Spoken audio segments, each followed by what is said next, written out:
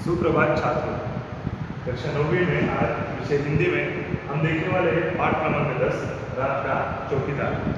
इसके लेखक हैं सुरेश कुशवाहा, जिन्हें तन्मय नाम से भी जाना जाता है।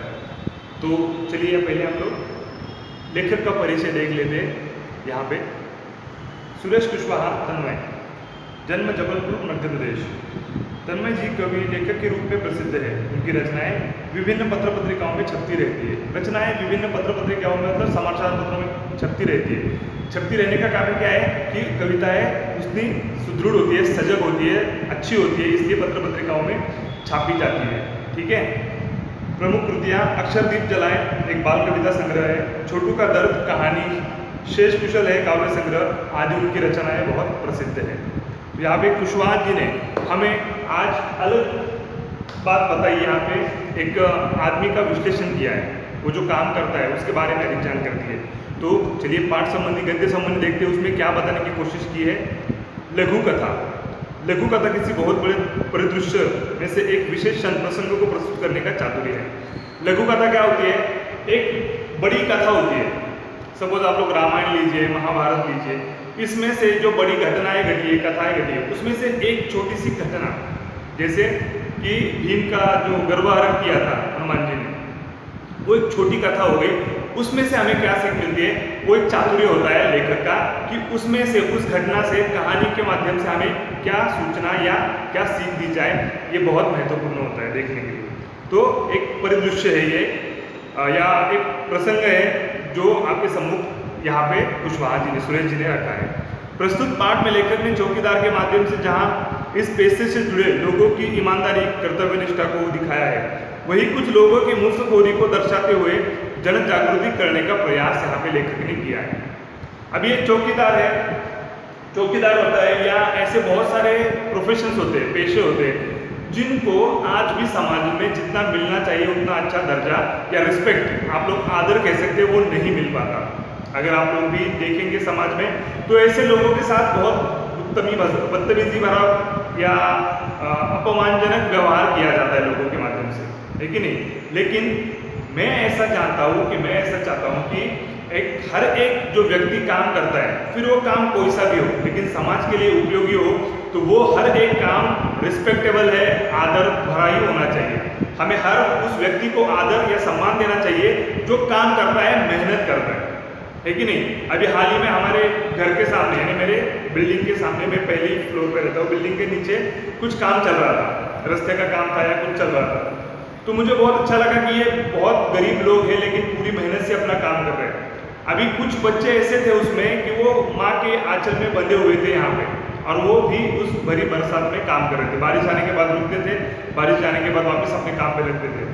तो देखने के लिए बहुत बुरा लग रहा था कि ऐसा क्यों।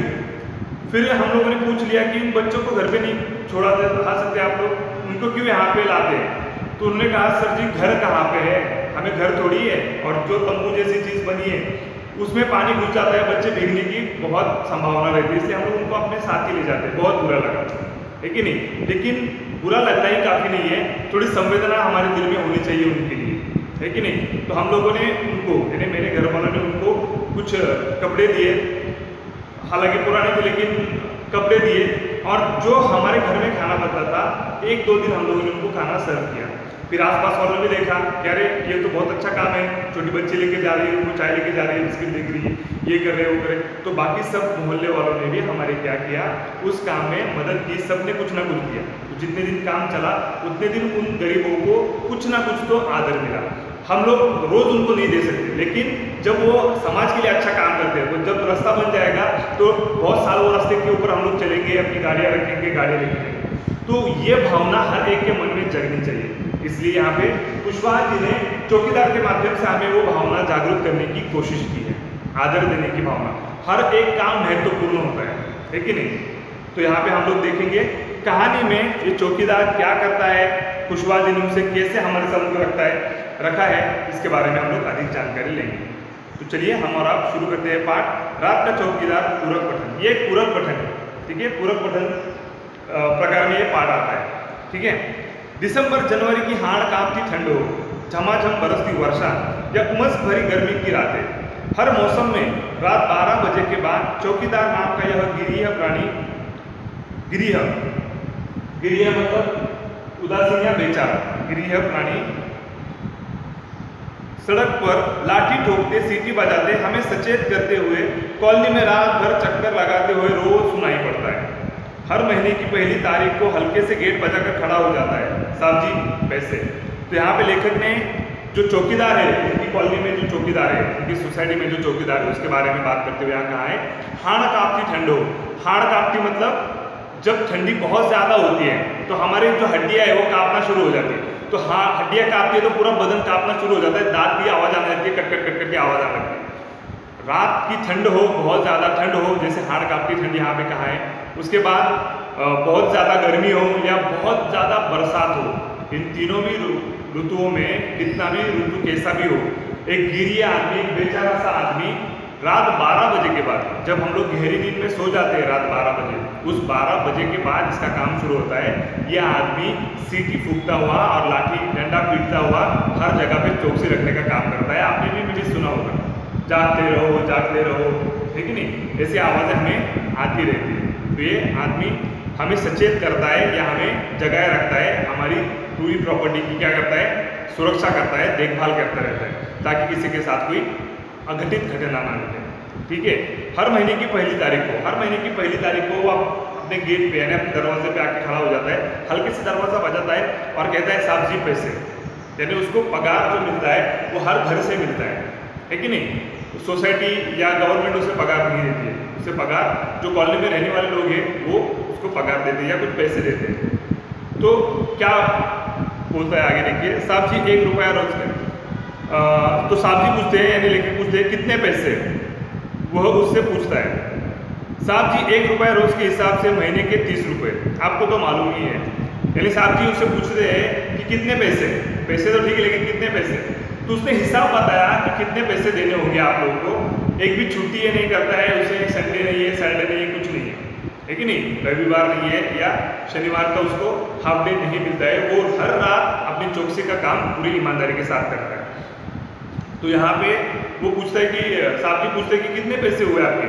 तो बोलता है कि हर महीने के हिसाब से 1 रुपया, एक दिन के हिसाब से 1 रुपया, दिन का 1 रुपया, ऐसे महीने के कितने हो गए 30 रुपये। वो अपना हिसाब उनको बताता है और वो वापस पूछता भी है, आपको तो मालूम ही रहेगा क्योंकि हर महीने देते हैं तो आपको मालूम रहेगा।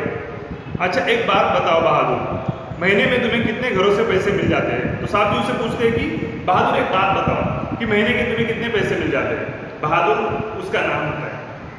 ऐसे बहुत सारे लोग होते हैं, उनका एक कॉमन नाम होता है बहादुर। तो यहाँ पे भी लेखक के घर में जो चौकसी करने वाला या उसकी सोसाइटी में चौकसी करने वाला जो आदमी है उसका नाम भी क्या है, बहादुर ही है। तो बहादुर को साहब जी पूछते हैं, लेखक पूछते हैं कितने पैसे मिल जाते हैं तुम लोग ये काम करते हुए।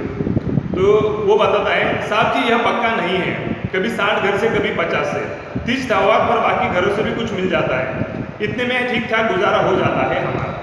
अभी वो उत्तर में बोलता है कि साहब जी मुझे कम से कम 50 या 60 घरों से पैसे मिल जाते हैं। अभी 60 घरों से पैसे मिल जाते हैं तो मेरा ठीक ठाक से गुजारा हो जाता है।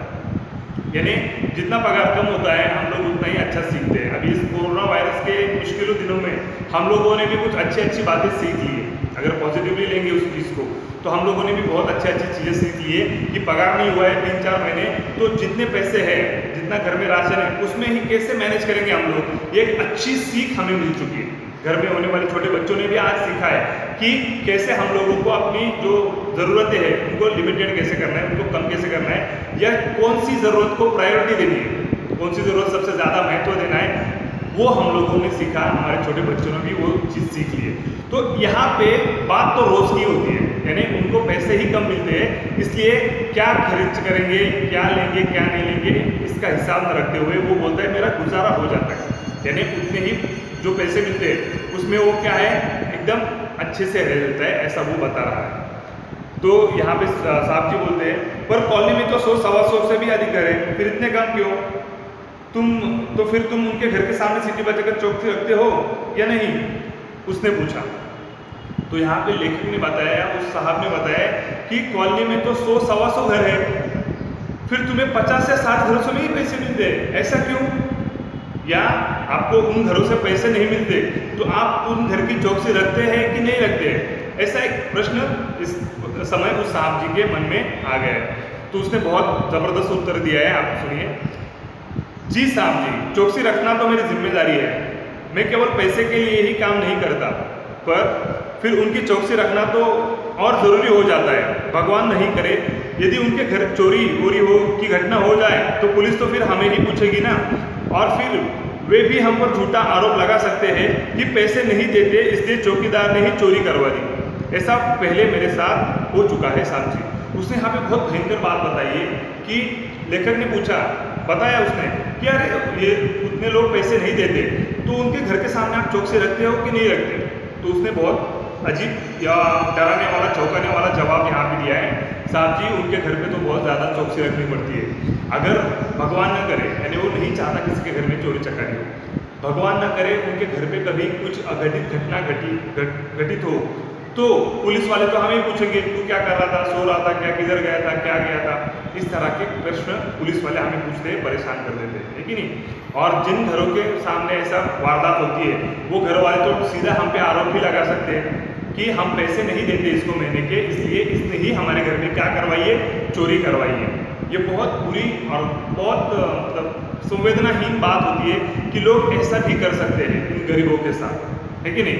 बहुत गरीब है और लाचार है, इसलिए ऐसे काम उन्हें करने पड़ते हैं। तो उनकी उस परिस्थिति का हम लोग गलत इस्तेमाल नहीं करना चाहिए। यहाँ पे बहुत सारे लोग ऐसा करते हैं और ये जो बहादुर है उसके साथ ऐसी घटना इससे पहले घट चुकी है, इसलिए वो उन घरों के सामने बहुत ज़्यादा चौकसी रखता है जिन घरों से पैसे नहीं आते। ये बहुत बड़ी बात होती है। अगर हमें कोई फ़ायदा ना हो तो हम कोई चीज़ नहीं करते हैं क्या? बिल्कुल नहीं करते, हम लोग करेंगे भी नहीं। लेकिन ये आदमी अपनी ईमानदारी और स्वाभिमान रखने के लिए उन घरों के सामने भी चौकसी रखता है जिनसे इन्हें कोई फायदा नहीं होता, है कि नहीं? तो आगे देखिए क्या होता है। अच्छा ये बताओ, रात में अकेले घूमते तुम्हें डर नहीं लगता? डर क्यों नहीं लगता साहब जी? दुनिया में जितने जिंदे जीव है सबको किसी न किसी से डर लगता है। बड़े आदमी को डर लगता है तो फिर हम तो बहुत छोटे आदमी हैं। कई बार नशे पत्ते वाले और गुंडे बदमाशों से मारपीट भी हो जाती है। शरीफ दिखने वाले लोगों से झिड़कियाँ, धुतकार और धौंस मिलना तो रोज़ की बात है। यानी यहाँ पे वो ईर्ष्यावश या एक क्या वो जिज्ञासावश प्रश्न पूछ लेते हैं कि तुम्हें डर नहीं लगता?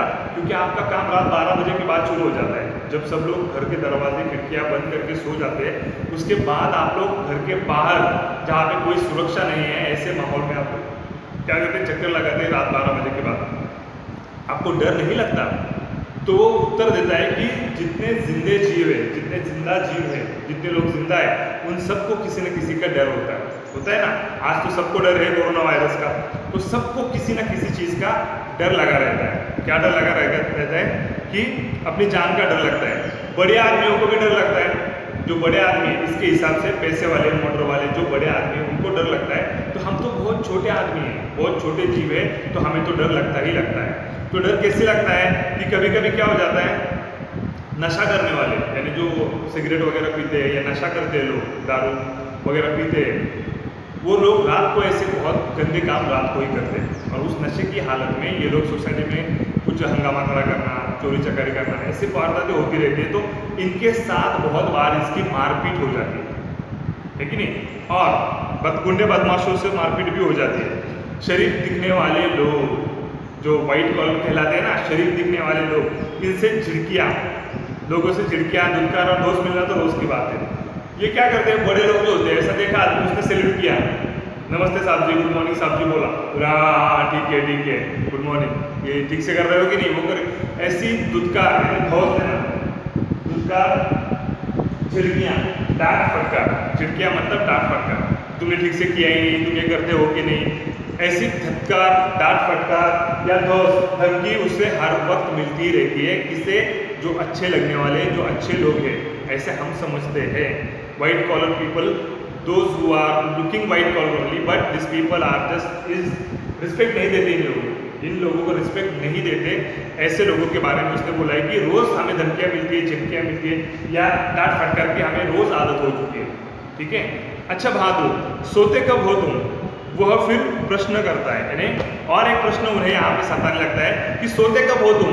हम तो भाई 10 बजे 11 बजे सो जाते हैं, सुबह 7-8 बजे उठते हैं, लेकिन आप अगर 12 बजे से काम करते हो, रात भर काम करते हो, तो आप सोते कब है?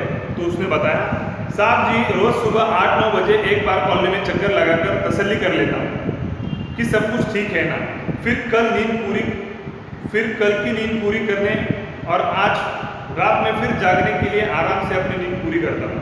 साहब जी आप मेरे पैसे दे दो तो मैं अगले घर जाऊँ। तो यहाँ पे जो नींद का प्रश्न पूछा गया था उसको, तो आप सोते कब है? तो ये रात भर काम करता है, सुबह 8 बजे, सुबह कितने बजे? 8 बजे। देखिए यहाँ पे 8-9 बजे एक और बार चक्कर लगाता है कॉलोनी में कि सब कुछ ठीक है, कहीं कुछ अघटित घटना तो नहीं घटी है, सब कुछ ठीक ठाक जैसा कल रात को था वैसा ही है कि नहीं, वो सब देखता है, तसल्ली करता है, यानी अपने आप को समझाता है कि हाँ भाई सब कुछ ठीक है, तसल्ली करता है। और उसके बाद फिर कल रात की नींद पूरी करने के लिए और आज रात को जगने के लिए, आराम करने या नींद करने के लिए मैं चला जाता हूँ। अभी वो थोड़ा सा जल्दी में है, इससे वो क्या बोलता है, साहब जी बहुत सारे प्रश्नों के उत्तर उसने दे दिए, अच्छे से दे दिया, अच्छे से बात कर रही है। तो इसने पूछा कि अच्छा साहब जी आप पैसे दे दे तो मैं अगले घर जाऊँ, क्योंकि उसे 50-60 घर और देखने, यानी कॉलोनी के हर घर में उसको जाके खड़े होना है, दरवाज़ा खटखटाना है, अपनी पगार के लिए वहाँ पे गुहार लगानी है। तो ये काम भी बहुत बड़ा है, ये काम करने के लिए उसे पूरा दिन भी लग सकता है। तो पूरा दिन अगर वही काम करता रहेगा तो वो चौकसी कब करेगा? इसलिए वो थोड़ा जल्दी में क्या बोल देता है कि साहब जी आप मेरे पैसे दे दे तो मैं अगले घर जाऊँ। अरे भाई अभी तो तुमने कहा कि पैसे नहीं देते, उनका ध्यान तुम्हें ज़्यादा रखना पड़ता है, तो अब से मेरे घर की चौकसी भी तुम्हें बिना पैसों के ही करनी होगी, समझे? जैसी आपकी इच्छा साहब जी। और चौकीदार अगले घर की ओर बढ़ गया। तो यहाँ पे जो लेखक है, जो साहब जी के साथ वो बात कर रहा है, वो बोलते हैं कि अभी तो तुमने बताया कि जिन घर से पैसा नहीं मिलता उस घर की चौकसी तुम बहुत अच्छे से करते हो, तो आज से मेरे घर से भी आपको पैसे नहीं मिलेंगे, ठीक है? आपको भी मेरे घर की चौकसी वैसी करनी पड़ेगी जैसे बाकी घरों के आप लोग करते हैं, बिना पैसे लेके। ये बहुत बुरी बात है, लेखक को ऐसा या उस साहब जी को ऐसा नहीं कहना चाहिए था, लेकिन फिर भी उसने कहा, लेकिन फिर भी ये दुखी नहीं है, ये जो चौकीदार है वो दुखी नहीं है, वो बोला ठीक है साहब जी कोई बात नहीं, और वो अगले घर पे पैसे मांगने के लिए चला जाता है। मैं सोचता हूँ कि बिना किसी ऊपर दबाव अथवा नियंत्रण के एकाकी रूप से इतनी जिम्मेदारी से अपना कर्तव्य निभाने वाला, हमारी सुरक्षा की चिंता करने वाला, निष्कपट भाव से करने वाला यह रात का रखवाला स्वयं कितना असुरक्षित और अकेला है। यानी सोचते क्या है कि लेखक यहाँ पे बिना किसी दबाव या नियंत्रण के, देखिए बाकी जहाँ पे जिसको सरकारी नौकरी है या पुलिस वाले हैं या जो भी काम करते हैं चौकीदार लोग, उनको दबाव होता है। क्या दबाव होता है? अगर काम नहीं किया तो नौकरी से निकाल दें, आपको ये करना ही होगा, वो करना ही होगा, ऐसा रहना ही होगा, ये तो करना ही होगा आप लोग को। ऐसा ऊपर का दबाव न होते हुए भी ये आदमी क्या होता है, जिम्मेदारी से अपना कर्तव्य निभाता है। हम हमारी सुरक्षा के लिए निष्कपट भाव से, निष्कपट मतलब मन के अंदर कोई बैर बिना रखे हुए निष्कपट भाव से करने वाला, रात का स्वयं कितना असुरक्षित और क्या है, असुरक्षित और अकेला है। वो बहुत असुरक्षित है, उसकी खुद की सुरक्षा के लिए उसके पास सिर्फ एक डंडा है, लाठी है, बाकी कुछ नहीं है। ऐसे ही आदमी वो गुंडों बदमाशों से लड़ता है, जो पत्ते खेलने वाले लोग होते हैं या जुआ खेलने वाले लोग होते हैं, नशा पानी करने वाले लोगों को यहाँ पे आने से रोकता है। ये कितना अकेला और क्या है, असुरक्षित है। मैं रात भर ख्वाबों में रहा, ठीक से नींद भी नहीं आई। सवेरे उठने तक मैं निर्णय ले चुका था। मैंने चौकीदार को बुलाया, उससे कहा मेरे घर की चौकसी करने का तुम्हें पूरा मेहनताना मिलेगा। चौकीदार ने सलाम किया और चला गया। मैंने चैन की सांस ली और उसके प्रति श्रद्धा और बढ़ गई। तो उस दिन क्या हो गया, रात भर ख्वाबों में रहे लेखक कि ये मैंने ठीक किया कि नहीं किया, मुझे ऐसा करना चाहिए कि नहीं करना चाहिए। उसके बारे में जो संवेदना लेखक के, एक आम आदमी के दिल में जागनी चाहिए, वो वहाँ पे लेखक के दिल में जग चुकी थी। उसे बहुत बुरा लग रहा था, उन्हें बहुत बुरा लग रहा था कि ये अच्छा नहीं हुआ। दूसरी दिन यानी रात भर वो सो नहीं सके ठीक से, क्योंकि वो रात भर किसके बारे में सोचते रहे, उसी बहादुर के या रात के चौकीदार के बारे में सोचते रहे। उन्हें ठीक से नींद नहीं आई, नींद ठीक से नहीं आई क्योंकि वो हुआ पो कर रहे थे। हुआ पो करना मतलब या फिर वो उधेड़ बुन, मतलब एक चीज़ का बहुत ज़्यादा हर एक आईने से, हर एक मामले से क्या करना, जांच करना, सोच विचार करना, उसे हुआ पो कहा जाता है। तो ये करने के बाद लेखक ने सवेरे उठने तक निर्णय ले चुके थे। लेखक एक निर्णय लिया था, जैसे ही सुबह हो गई चौकीदार को बोला, उससे कहा मेरे घर की चौकसी करने का तुम्हें पूरा मेहनताना मिलेगा, हर महीने मिलेगा और बारी बारी से मिलता भी रहेगा, कभी खत्म नहीं हो गया सिलसिला ऐसा हम लोग चल। चौकीदार ने सलाम किया और चला गया।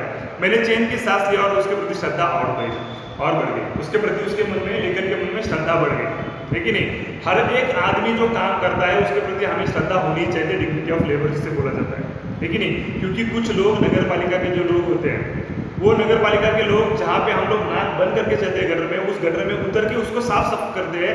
ये बहुत बड़ा काम है।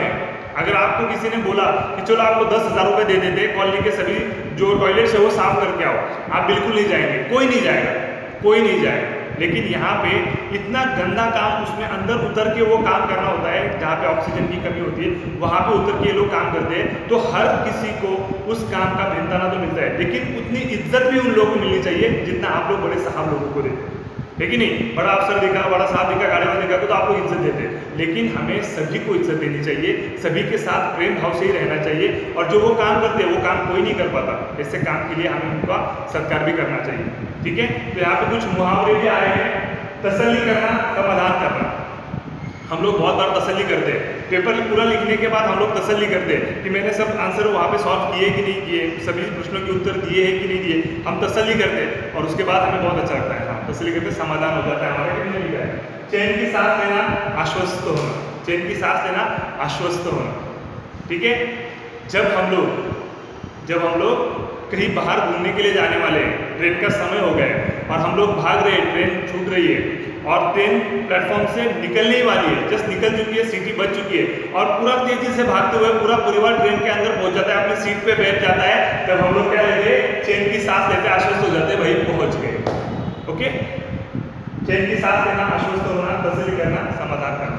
कुछ यहाँ पे शब्दार्थ भी है, उमस, उष्णता, यानी कब होता है, गर्मी के सीजन में होता है। गिरी है, उदासीन है, बेचारा, उहापोह हो, उदेरभूत या सोच विचार करना इस बारे में, पक्का, निश्चित, चौकसी, रखवाली, झिड़कियां, डांट फटकार, दौर, धमकी या रोक, गुजारा, निर्वाह। ये सभी आपको यहाँ पे समझ में आएंगे।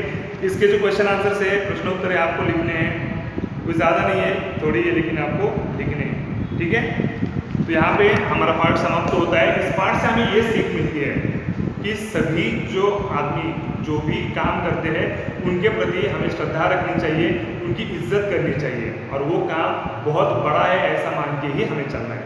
ठीक है, तो हर एक से प्रेम भाव से रहने के बाद वो जो लोग काम करते हैं उन्हें भी अच्छा लगता है और जो भी आपका काम है वो बहुत अच्छी तरह से वहाँ पे पूर्ण हो जाता है। ठीक है, यही सीख के साथ हम लोग यहाँ पे रात का चौकीदार ये पाठ समाप्त करते हैं। आशा है आपको समझ में आया होगा। धन्यवाद।